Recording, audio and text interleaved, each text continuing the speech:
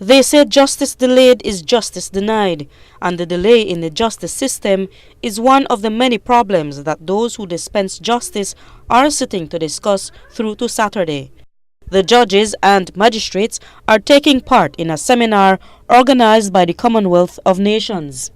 The forum is looking at the flaws in the system, and as the Chief Magistrate, Margaret Mackenzie, highlighted, those flaws are many. Our courts have to grapple with existing backlog of cases, delay, and inadequate resources.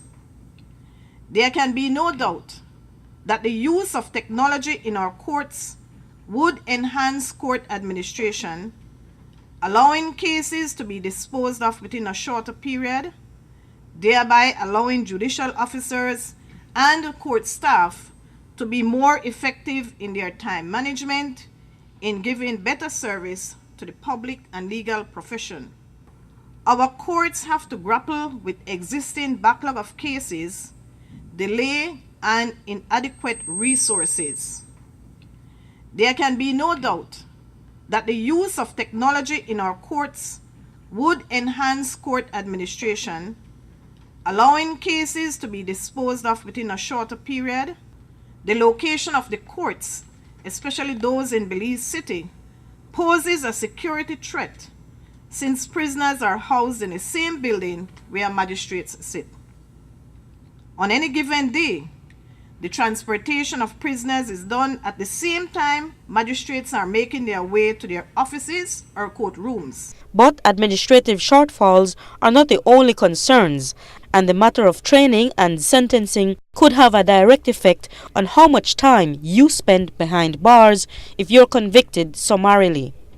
When new legislations are passed, magistrates are not given the necessary training prior to the introduction of these legislations to prepare them for the anticipated challenges that lies ahead. Sentencing of offenders remain inconsistent and in some instances are unfair. As a possible solution, sentencing guidelines can be implemented which will provide the best means of addressing it. The overriding consideration will be to achieve consistency in sentencing by the use of these guidelines. Also on the list of problems facing the magistracy are lack of stenographers in the courtrooms, the lack of family courts in the districts, and the assessment of magistrates as public officers rather than as judicial officers. But while the problems are unending, Acting Chief Justice Samuel Lungoli Awich advised the magistrates to never compromise their office. Aim at being correct about the evidence and law if you are a first instance judge or a magistrate. Avoid guessing.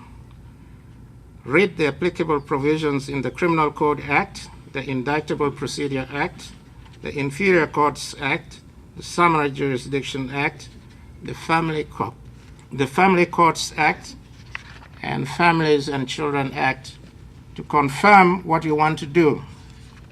It does not matter whether you had read it the day before or 100 times before.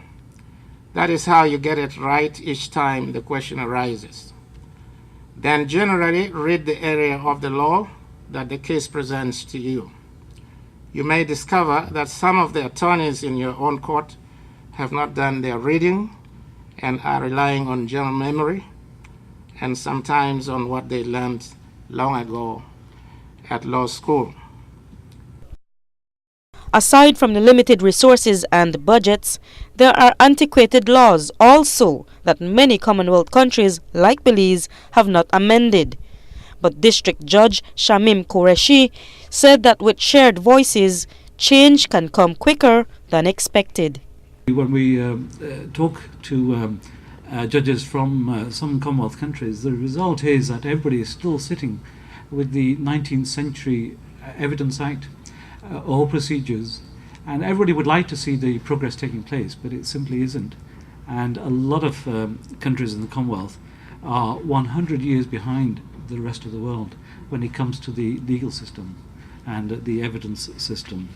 But if you can speak together as a group of judiciary, then your voice becomes more powerful because it's endorsed by the Supreme Court and by the Chief Justice, and then people start to listen.